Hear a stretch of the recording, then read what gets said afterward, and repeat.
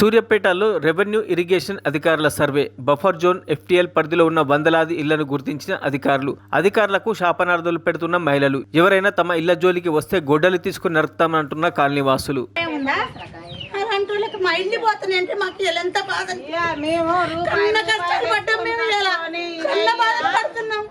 నిద్ర ఆగారం లేకుంటున్నాం. ఎవడు లచ్చ కొడుకు న్యాయం ఉందా? గెలిపించి బాధలు పడుతున్నాం. నిద్ర లేక ఇప్పుడు 5 రోజుల నుంచి కొలతలేసిపోయిన నుంచి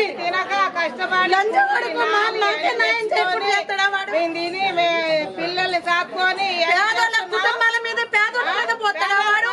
ఉన్నోళ్ళ మీద పోయే లక్షలు కోట్లు తీయాలి వాడు. మాలాంటి ప్రజల మీద కొట్టుకుంటే ఏముంది? దరిద్రం ఉండా కొడుకు.